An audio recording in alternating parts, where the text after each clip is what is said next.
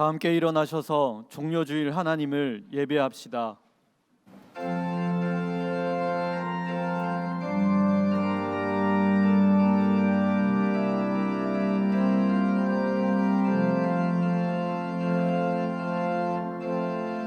지극히 높은 주님의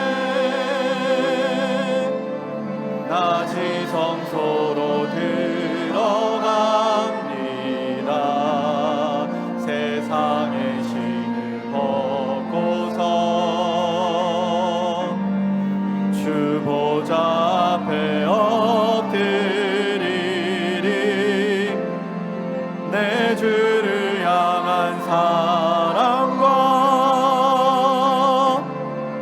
그 신뢰가 사그러져 갈 때 하늘로부터 이곳에 장막이 덮이네.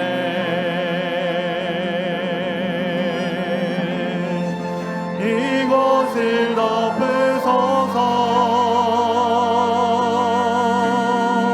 이곳을 비추소서. 내 안에 무너졌던 모든 소망 다 회복하리니.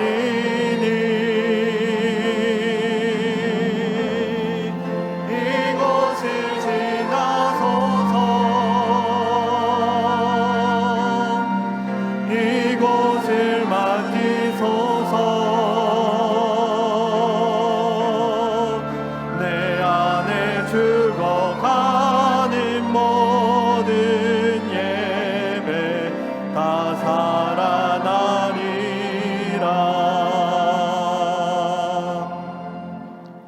나는 전능하신 아버지 하나님 천지의 창조주를 믿습니다.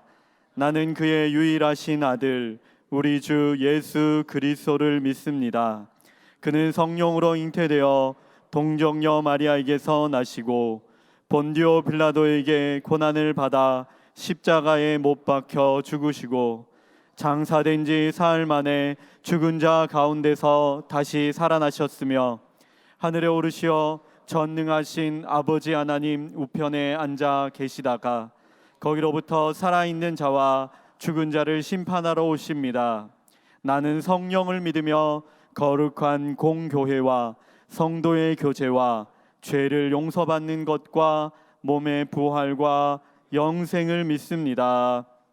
아멘.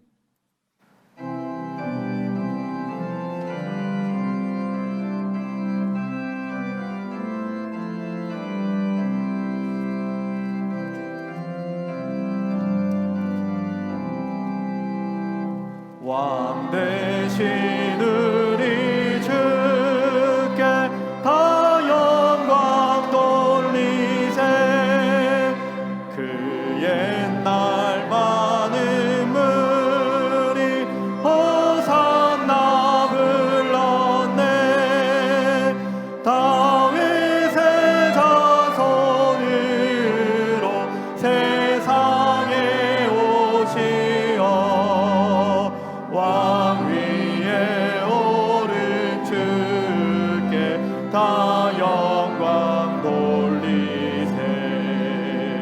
저 천군 천사들이 호산나 부르니 뒤따라가던 무리 다 화답하도다. 저 유대 백성같이 종려같이 들고 오시는 주를 맞아 호산나 부르세.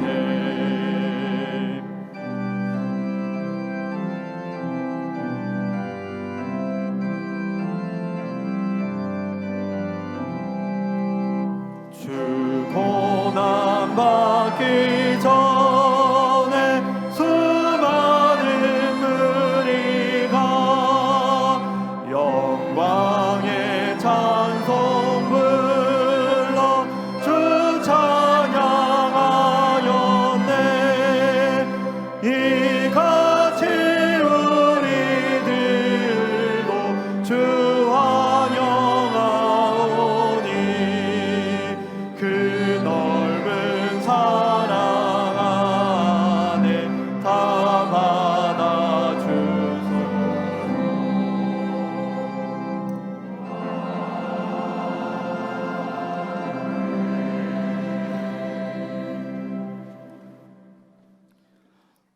하나님 아버지 사랑합니다. 감사합니다.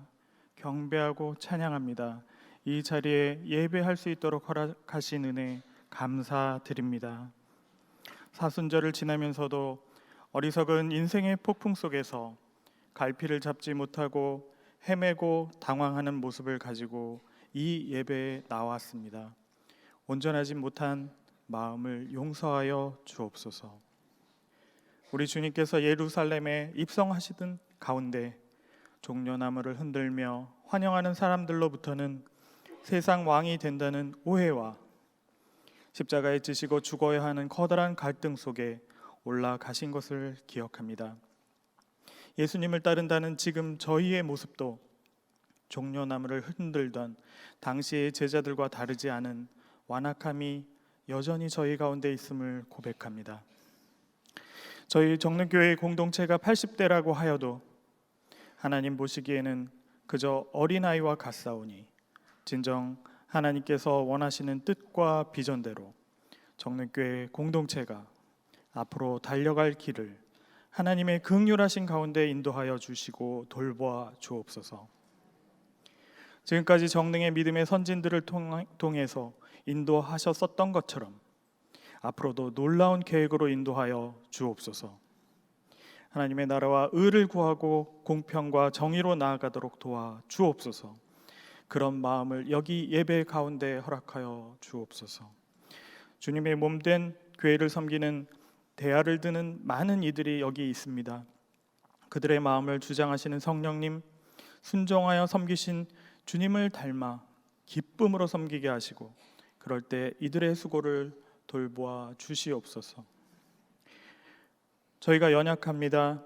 주의 말씀 안에서 영육이 강건하게 하시고 저희 교회 공동체가 성장하게 하여 주옵소서. 그래서 섬기는 일이 서로에게 유익과 덕을 끼침으로 주님께 영광 되기를 소원합니다. 말씀을 선포하는 담임 목사님 강건하게 하여 주시고 주의 성령께서 말씀을 깨닫는 은혜 주시고 감화 감동으로 역사하여 주옵소서. 오늘 가브리엘 성가대의 찬양과 앞뒤에서 예배를 섬기는 이들에게 주의 평강으로 인도하여 주시기를 원하오며 거룩하신 주님 예수 그리스도의 이름으로 기도드립니다.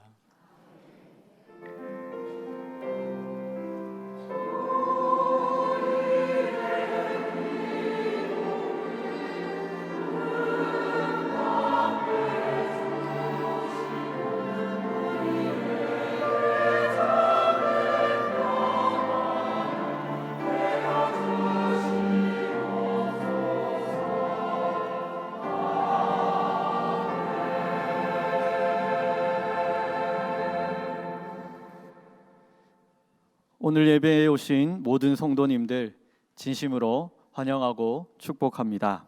전후좌우에 계신 성도분들과 주님께서 우리를 대신하여 심판을 받으셨습니다 하시며 인사 나누시겠습니다.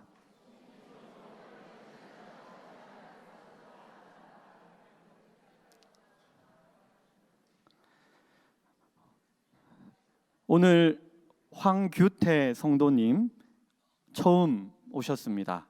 그 자리에서 잠깐 일어나 주시기 바랍니다. 네, 우리 함께 찬양하겠습니다.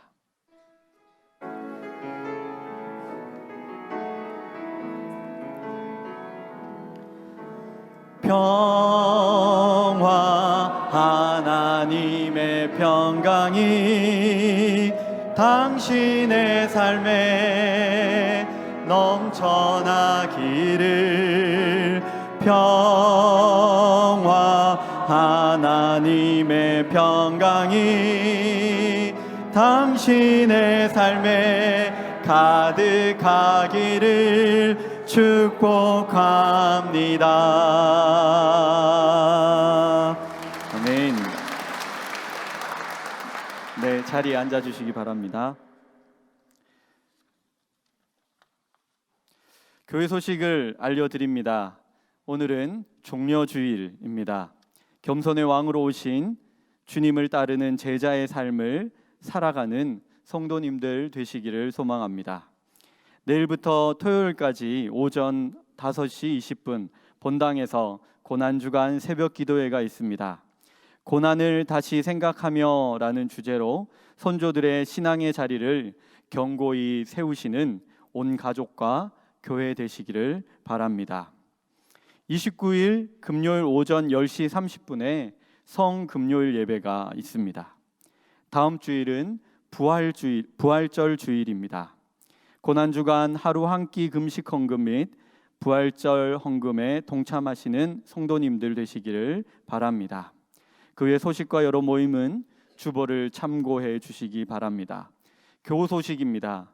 사교구 수유구역 이일덕 성도님, 박효심 성도님의 결혼 예식이 이번 주 월요일 오후 2시에 있습니다. 축복과 기도 부탁드립니다.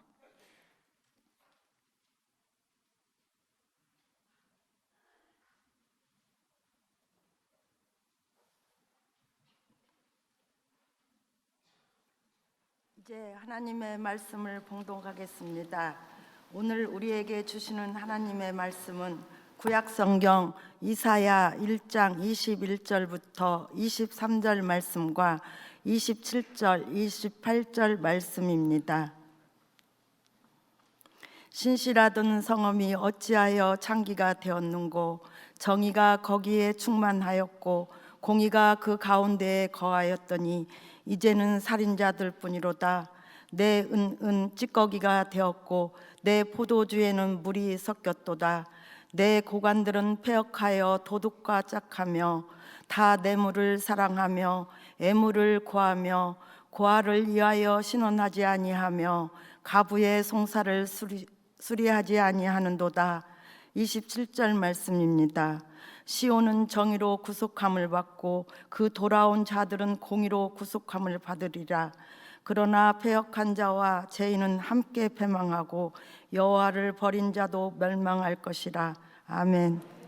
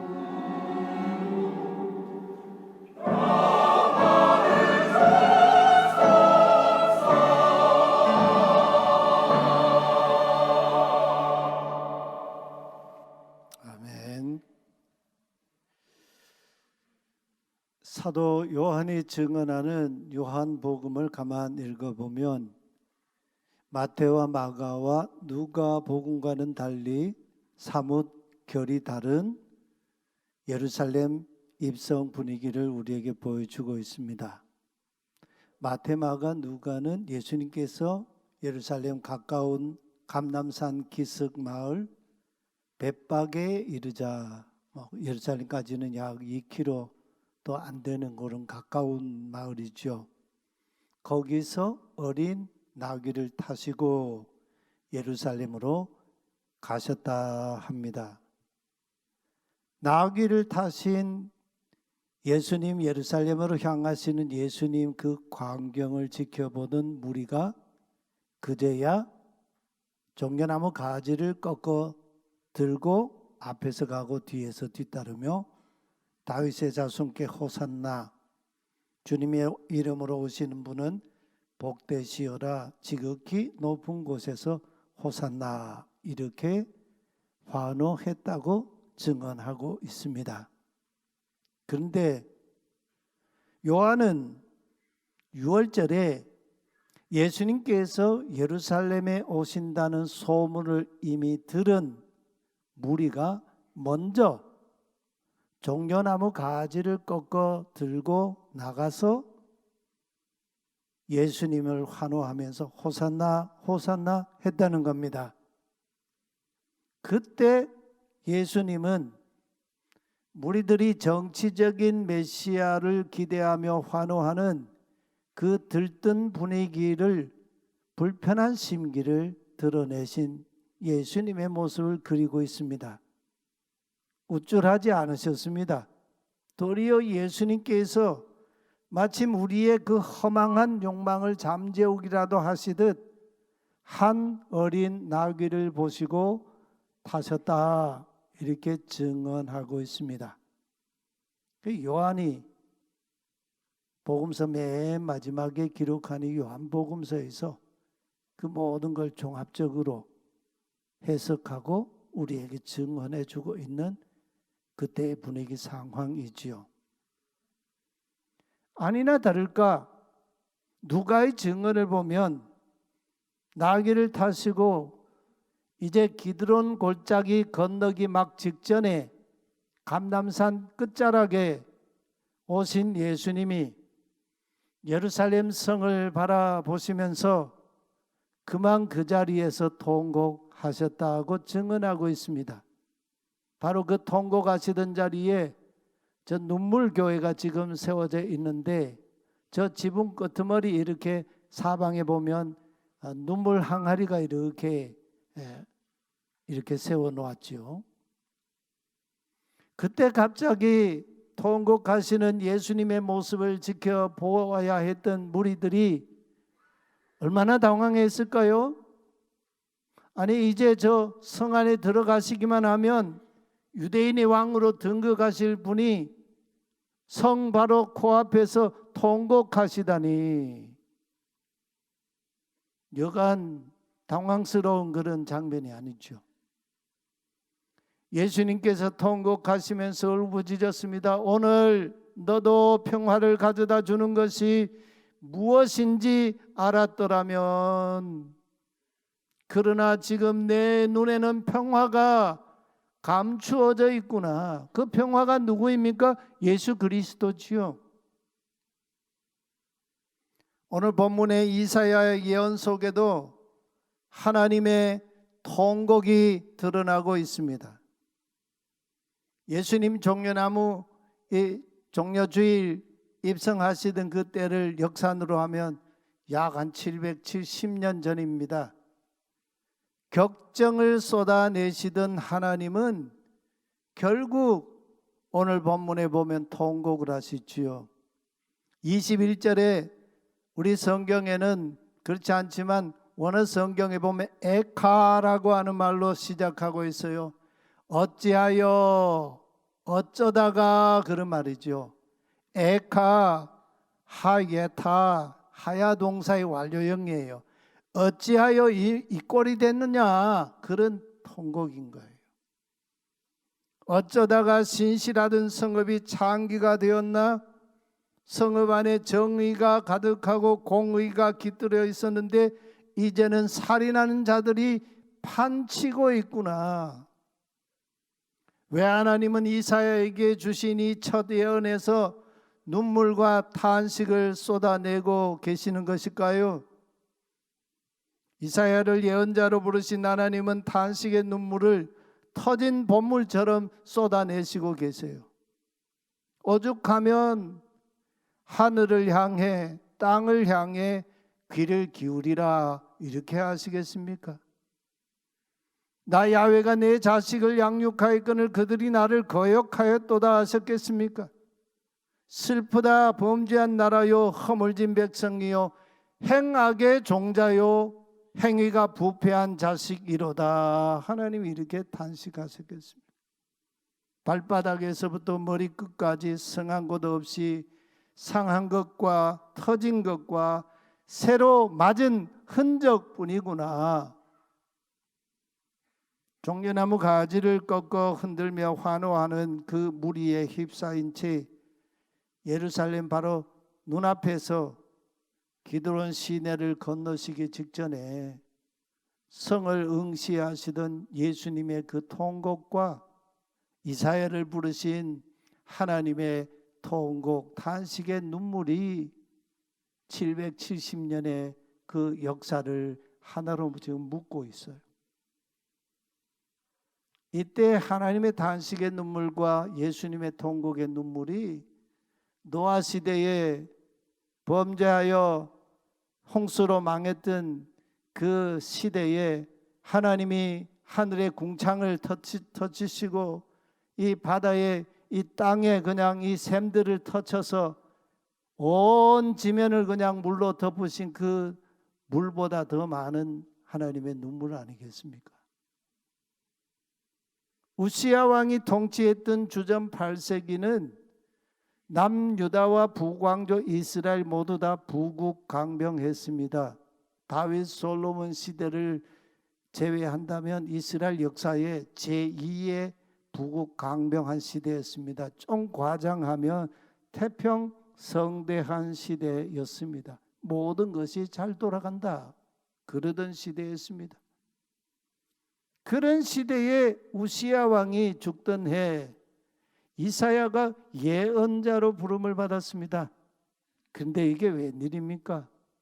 이사야를 예언자로 부르시더니 하나님은 참고 참으셨던 탄식의 눈물을 터진 봇물처럼 쏟아 놓으셨습니다.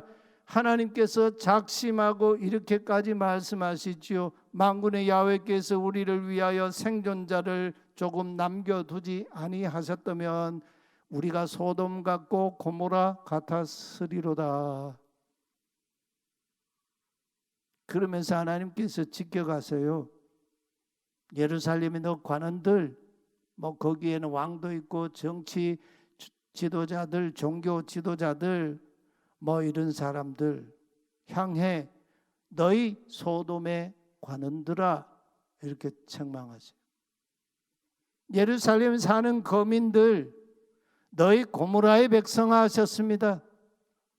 족장 아브람 시대에 벌써 망하고 사라진 소돔과 고모라와 같다 그렇게 말씀하고 계세요. 상황이 이런데도 아직도 너희가 야훼의 말씀 따바르를 듣지 아니하는도다.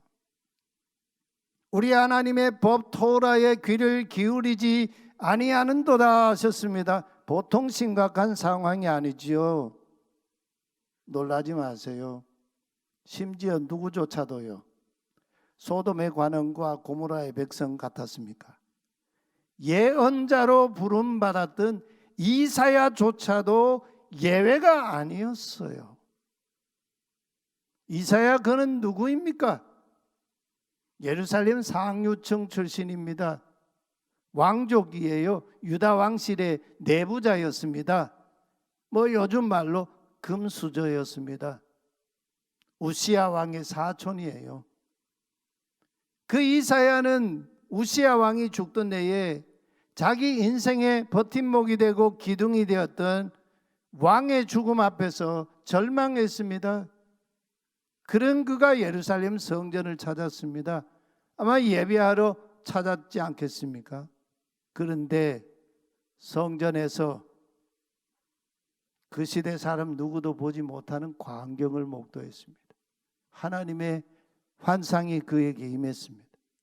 높이 솟아오른 하늘 보좌에 앉으신 하나님을 보았습니다. 그분의 옷자락이 성전을 가득 채우고 있었습니다. 또 스랍들이 주님을 모시고 서 있었는데 각기 날개 6씩 가지고 있었습니다. 요한계시록 4장에 보면 내생물 천상의 그 존재인 내생물이 등장하잖아요. 그 내생물은 사방에 그냥 안팎으로 눈이 가득했어요. 세상 모든 하나님의 피조 세계를 관찰하는 눈을 가진 그런 천상의 존재. 이 내생물이 6날개를 가지고 있었다 그러잖아요. 아마 이 스랍들과 같은 존재라고 볼 수도 있겠어요. 이 스랍들이 2날개로는 얼굴을 가리고 있었고 또 2날개로는 발을 가리고 있었고 그리고 남은 2날개로는 날면서 서로 외쳤습니다. 거룩하시다, 거룩하시다, 거룩하시다. 히브리 문법에서 같은 단어를 3번 반복하는 것은 절대적이라는 의미예요. 절대적으로 거룩하신 분, 만군의 야훼요, 그의 영광이 온 땅에 충만하도다. 우시야 왕이 죽어 지금 절망에 빠진 이사야와 아직도 살아계신 거룩하신 야훼 하나님이 지금 대비되고 있잖아요. 땅 위의 보좌는 텅 비어 있는데 하늘의 보좌는 여전히 살아계신 하나님이 계세요. 스랍들이 외치는 소리에 문지방의 터가 막 흔들렸습니다. 성전은 연기로 가득 찼습니다. 절망 중에 찾았던 성전 찾았던 이사야가 진짜 절망하는 탄식을 내뱉었습니다. 화로다, 나는 이제 망했다. 왜냐하면 나는 입술이 부정한 사람이다. 입술이 부정한 백성 가운데 살면서 만군의 야훼이신 하나님을 배웠기 때문이다고 진짜 절망을 했습니다. 여러분, 유다의 관원보다 유다의 백성들보다 먼저 그 시대에 망한 사람이 있어요. 그가 누구예요? 이사야예요. 부정한 사람이 거룩하신 야훼를 뵙고 망한 존재가 됐습니다. 이사야가 망한 이유가 놀라워요. 그도 당대의 유다의 관원들과 유다의 백성들과 함께 뒹굴면서 똑같이 하나님 앞에 심판의 대상이었고 망할 자였기 때문에, 부정한 사람이었기 때문입니다. 그러나 그 당대에 누구보다도 가장 먼저 죽은 자, 먼저 망한 자, 이 고백을 한 사람이 누구예요? 아무도 그런 고백 안 하는데 그 사람이 바로 이사야였어요. 그 망한 고백, 나 망했다, 나 죽었다고 고백하는 그 이사야가 그것으로 인생이 끝나버리면 얼마나 허망하겠어요. 여러분, 아픈 사람, 병든 사람이 다시 사는 길은 병에서 고침을 받는 길밖에 없지요. 하나님께서 이사야를 부르시지요. 27절에 그래서 시온은 정의로 구원을 받고 그 돌아온 자, 회개한 자, 슈브한 자는 공의로 구원을 받으리라. 하나님이 이 말씀을 이사야에게 주세요. 이렇게 정의와 공의로 구원받게 되는 일이 말로 되는 일일까요? 우리의 하나님께는 그런 법이 없어요. 말로 되는 거 없어요. 예루살렘 도성이 살인자들이 됐습니다. 우글거리는 창기 같은 도시가 되어버렸습니다. 지도자들은 반역자들이었습니다. 도둑의 친구였습니다. 오늘날도 힘 있는 사람들, 권력 있는 사람들이 이 도둑질 하잖아요. 권력을 가지고요. 대가성 뇌물과 선물을 요구했습니다. 다 대가가 있었습니다. 고아의 인권을 짓밟았습니다. 과부의 하소연쯤은 들은 척 만척했습니다. 그러니 만군의 야훼께서 내가 유다를 나의 대적으로 삼아 나의 분노를 쏟겠다 이렇게 하세요. 하나님의 대적이 누구예요? 하나님 백성 유다가 하나님 대적이란 말씀입니다. 내 분노를 쏟겠다고. 내가 내 대적 유다에게 보복해서 내 한을 풀겠다고. 하나님이 보통해서 이런 말씀하시겠어요? 그런 연후에 나의 손을 너 유다에게 돌려서 그러는 대적 치고 보복하던 그 손을 바꾸어서 방향을 돌려서 휴부해가지고 너 유다를 때려서라도 잿물로 찌꺼기를 깨끗이 씻어내듯 너를 씻고 너에게서 모든 불순물을 제하여 버리겠다. 또 내가 너의 재판관들을 처음에 신실한 재판관들처럼 다시 세우겠다. 그리고 슬기로운 지도자들처럼 처음처럼 다시 그런 사람 세우겠다.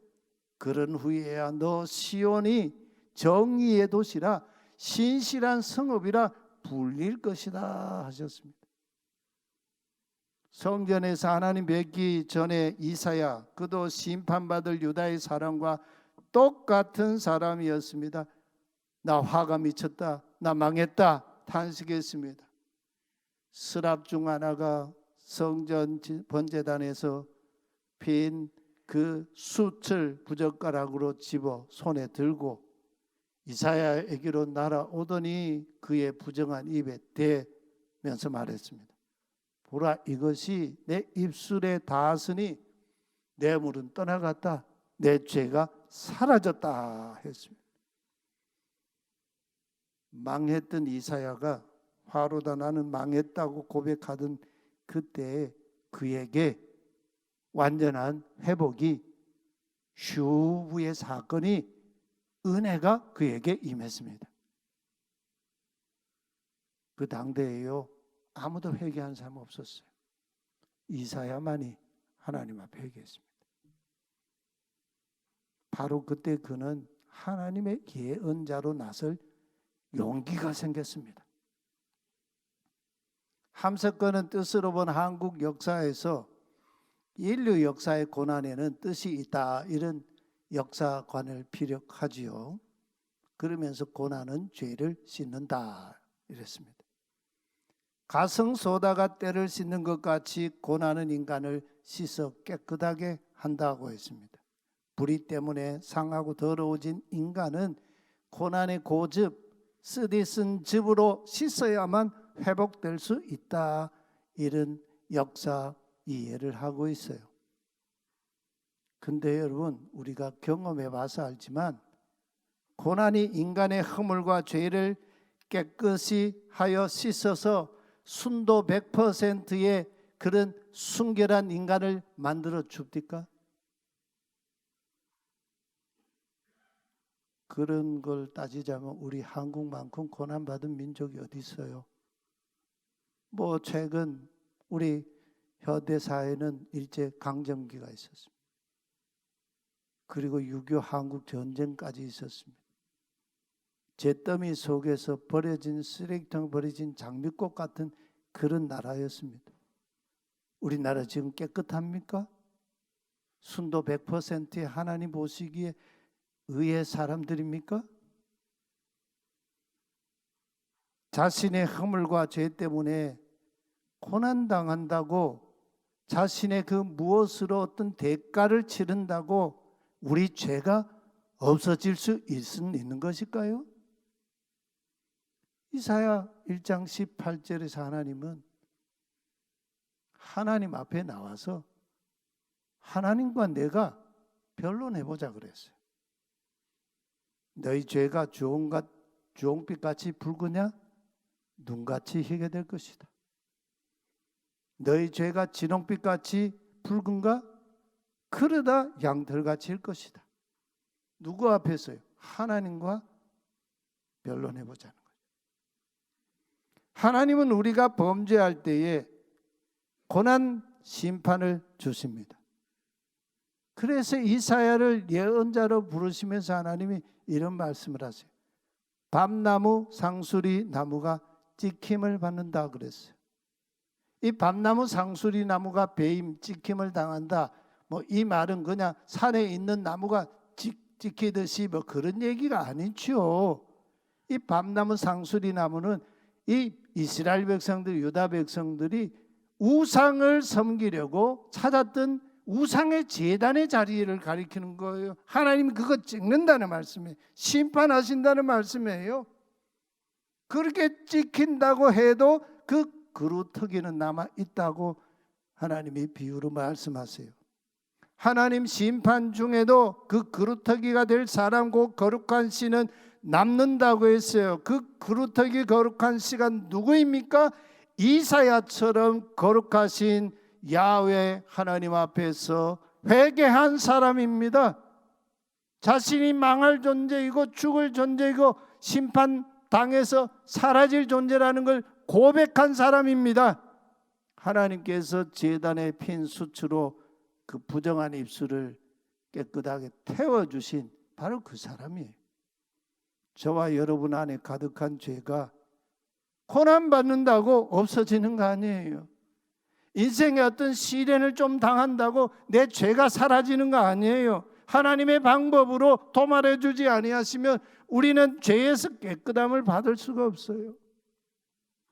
하나님께서 우리를 죄에서 자유케 하시려고 궁극적으로 하나님이 택하신 마지막 최종적인 방법은 독생자 예수 그리스도를 우리의 죄값으로 속량물로 예루살렘 성막 골고다 십자가에 내어주신 사건입니다. 하나님의 긍휼하신 사랑이죠. 하나님이 세상을 이처럼 사랑하사 바로 그겁니다. 종려주일에 예수님께서 흘리신 통곡의 눈물은 바로 저와 여러분 때문입니다. 예언자 이사야도 의인이 아니었습니다. 그도 거룩하신 하나님 앞에서 화가 미친 자였습니다. 나 망했다고 탄식하던 자였습니다. 그럴 때 하나님께서 그에게 긍휼을 베풀어 주셨습니다. 예루살렘 성 앞에서 망할 예루살렘 성전과 예루살렘 거민들을 응시하면서 통곡의 눈물을 쏟으신 예수님의 그 눈물, 우리 중 누가 외면할 사람이 있겠습니까? 탄식하시며 통곡하시는 예수님 앞에 의인이라고 주장할 사람 한번 자리에서 일어나 보십시오. 교회 안에도 내가 죄인이라고 눈물을 흘리는 사람 찾아보기 어려워요.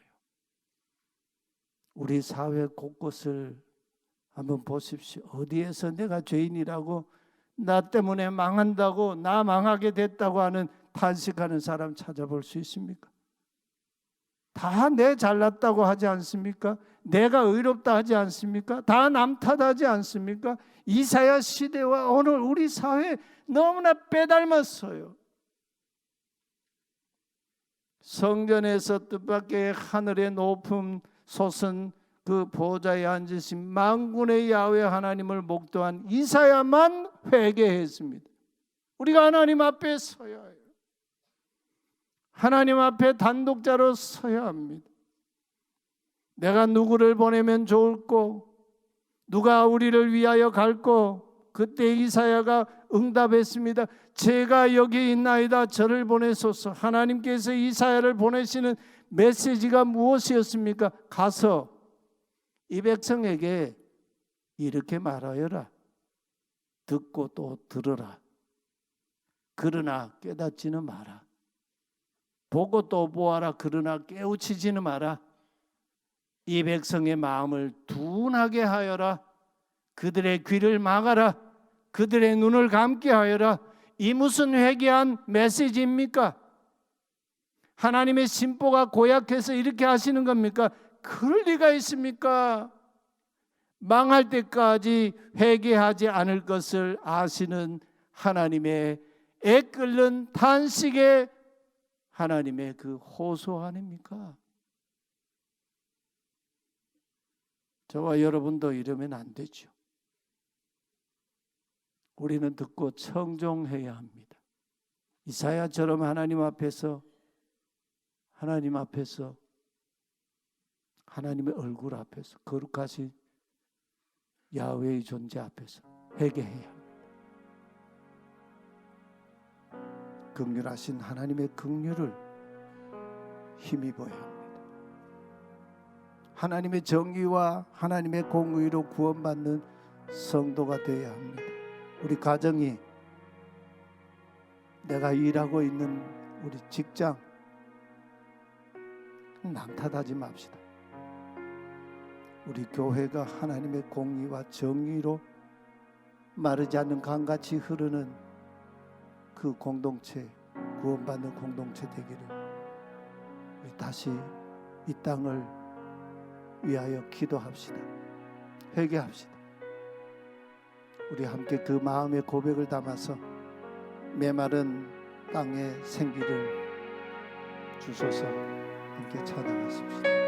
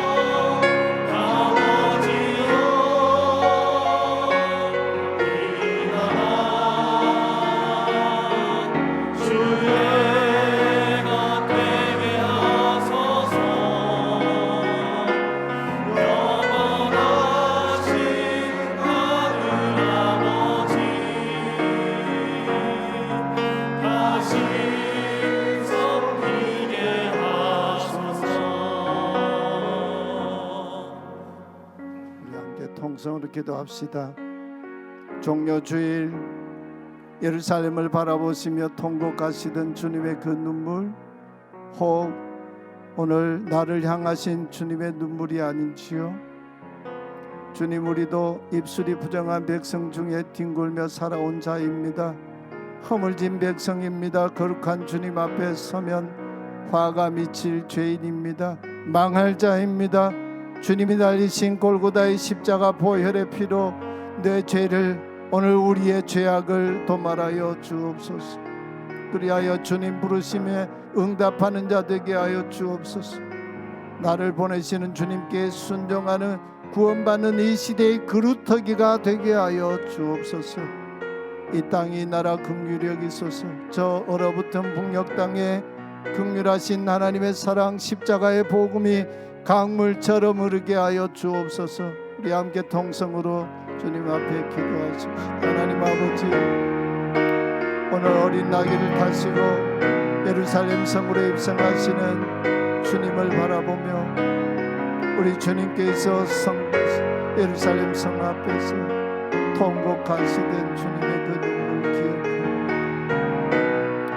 오늘 이 시대를 향하신 주님의 눈물입니다. 예수 믿고 산다는 오늘 나를 향하신 주님의 눈물입니다. 주여, 우리도 예수 믿고 주님을 섬긴다고 하지만 입술이 부정한 백성 중에 뒹굴고 살아온 죄인입니다. 허물진 백성입니다. 하나님의 존재 앞에 화가 미칠 죄인입니다. 망할 자입니다. 주여, 십자가에 달리신 주님의 그 보혈의 피 내 여인이 험악하고 주홍같이 붉은 데 하나님이여 도말하여 주시고 양털같이 희게 하여 주시옵소서. 이 시대를 향한 주님의 타는 그 마음, 주님의 부르심에 응답하는 자 되게 하여 주옵소서. 나를 보내실 때 주님께 순종하는 이 시대의 그루터기가 되게 하여 주옵소서. 하나님, 이 땅을 긍휼히 여겨 주옵소서. 우리 한국교회를 불쌍히 여겨 주시옵소서. 긍휼을 베풀어 주시옵소서. 저 얼어붙은 북녘 땅에도 십자가의 그 뜨거운 보혈의 복음이 흘러가게 하여 주시옵소서. 주님, 저 땅을 살려 주시옵소서. 이 나라가 주여 남북이 하나 되고 한 마음으로 주님을 섬기며 열방을 향해서 주의 복음 전파하는 이 나라 되게 주여 은총 베풀어 주시옵소서. 단식하시는 주님, 눈물을 흘리신 하나님 아버지,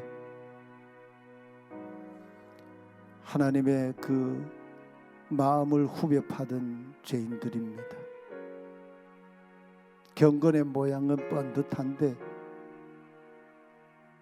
하나님 보실 때 경건의 능력이 없는 죄인들입니다. 골고다 십자가 앞에 주여 다시 섰습니다. 주님 흘리신 십자가의 그 뜨거운 보혈의 피 내 마음에 채워주시고 이 더러운 몸을 씻어주시고 우리의 부정한 존재를 주여 깨끗하게 정결케 하여 주옵소서. 아버지, 저들의 죄를 용서하시오. 주님, 기도 우리 안에 이루어지게 하여 주옵소서.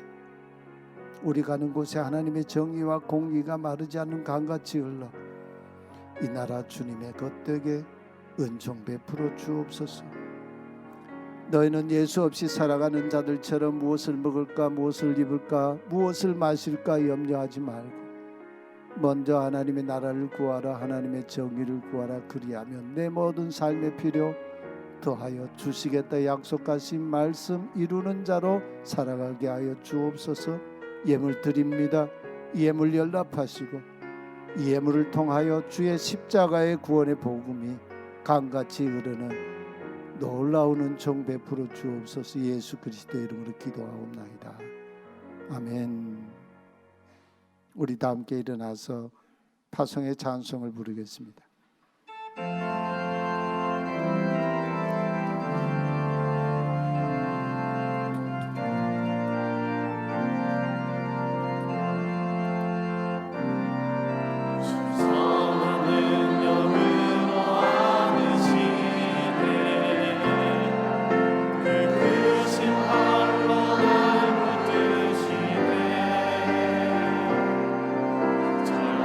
속에도 흔들